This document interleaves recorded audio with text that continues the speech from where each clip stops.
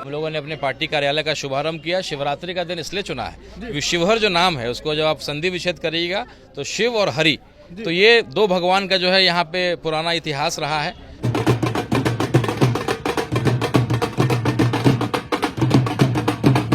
ये पार्टी अगर कोई कहता है कि केवल मुसलमानों की पार्टी है तो हम लोगों ने एक मैसेज देने का प्रयास किया है।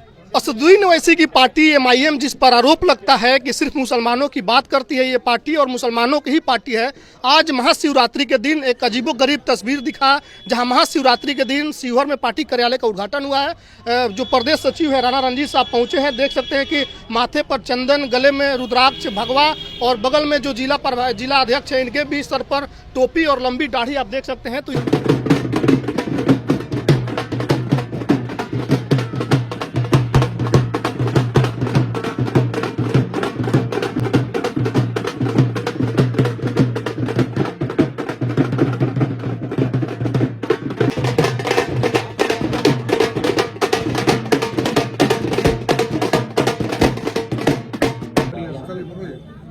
जी रुकिएगा, काटिए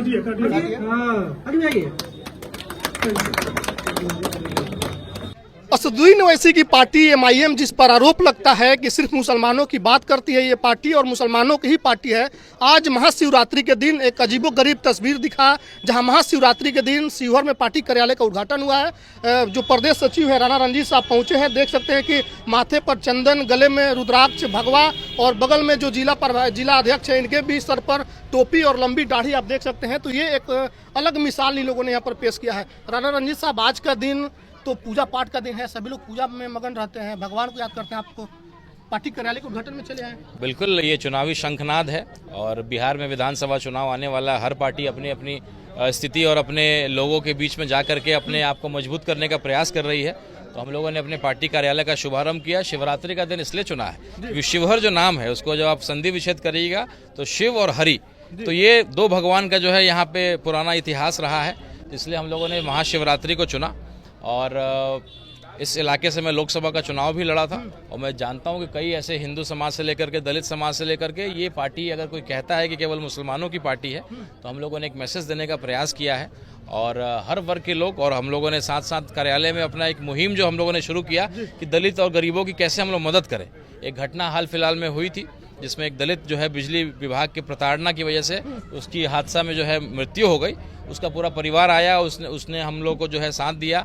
हम लोग उसकी लड़ाई को लड़ रहे हैं और हम अब सरकार में तो हम हैं नहीं कि हम किसी का सड़क बना दें, किसी का पुल बना दें, लेकिन किसी की सेवा करेंगे, गरीब लोगों की सेवा करेंगे और सेवा करके लोगों के दिल में जगह बनाएंगे ताकि जब चुनाव आएगा तो हम लोग मजबूत स्थिति में रहेंगे और कोई ये ना कहे कि हम केवल मुसलमानों की पार्टी है। उस कड़ी में काम कार्यालय में हमने देखा कि पूजा पाठ भी हुआ, फिर से कुरान की आयतें भी पढ़ी गई।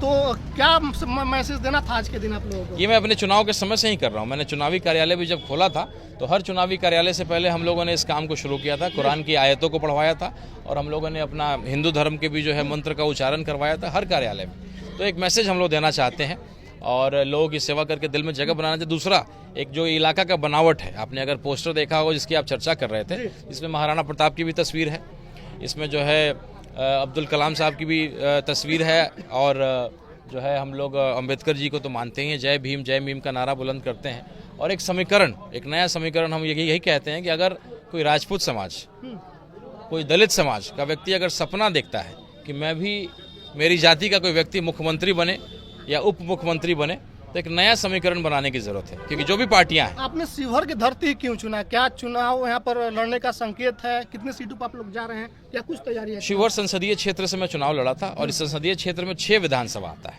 और शिवहर, चूंकि नाम भी संसदीय क्षेत्र का शिवहर था, तो मैंने शुरुआत शिवहर से किया। और भोलेनाथ को हम लोग मानते हैं, कोई भी काम हम लोग शुरू करते हैं, परीक्षा देने जाएं चाहे जंग में जाएं, तो हम लोग हर हर महादेव और भोलेनाथ को याद करके जाते हैं। तो एक शुरुआत हम लोगों ने किया और शिवहर की इस धरती से हम लोगों ने इसकी शुरुआत की है और एक मैसेज देना चाहते हैं। मेरे राजपूत समाज के लोगों की अच्छी आबादी है और उनको एक मैसेज देना चाहते हैं कि आइए एक नया समीकरण बनाते हैं।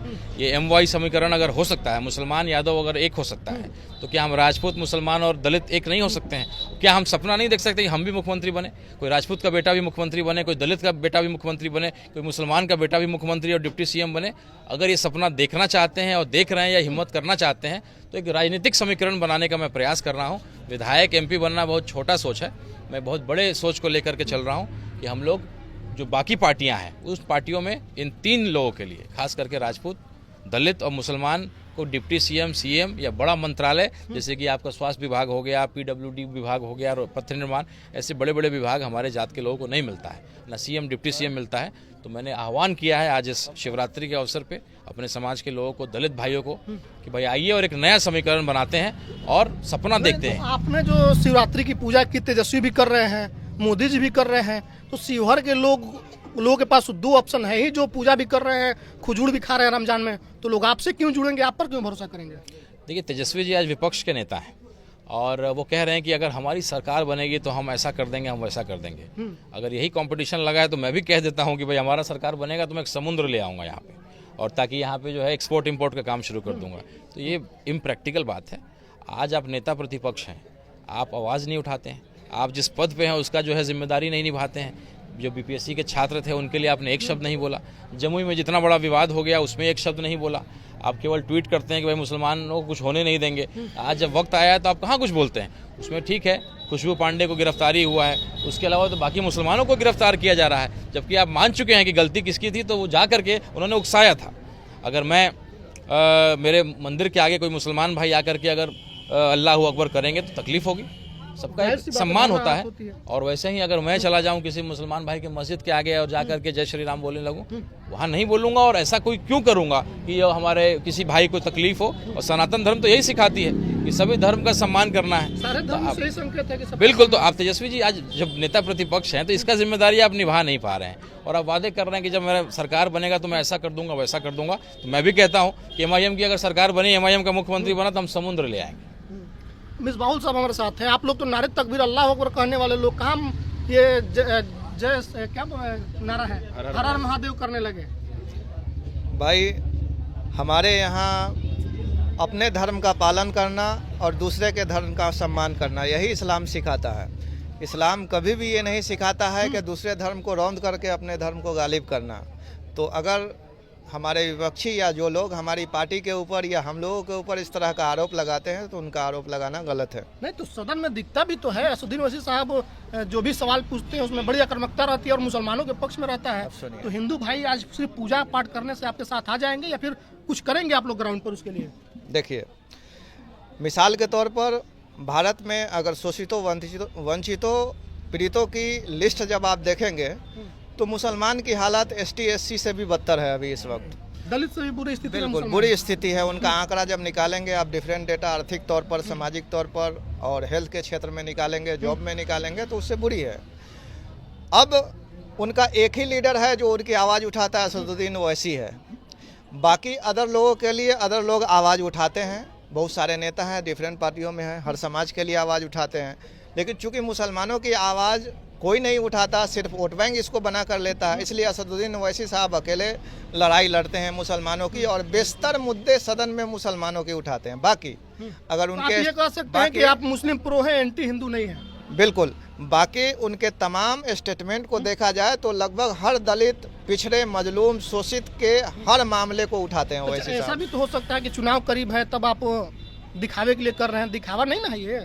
बिल्कुल ऐसा भी नहीं है कि चुनाव करीब है तो हम इसलिए ऐसा कर रहे हैं। हमारी पार्टी का इतिहास रहा है, आज़ादी के बाद से एमआईएम ऐसा ही करती आई है, हर धर्म को, हर मजहब के लोगों को साथ लेकर के चलते हुए आई है और आगे भी हम करेंगे। जैसा कि हमारे आज पार्टी का उद्घाटन हुआ और इसका बैक कलर देख सकते हैं, भगवा है, हरा है और नीला है। ये संकेत देता है, नारा है जय भीम जय मीम और महाराणा प्रताप, मौलाना अबुल कलाम आज़ाद और डॉक्टर BR अम्बेडकर की तस्वीर है।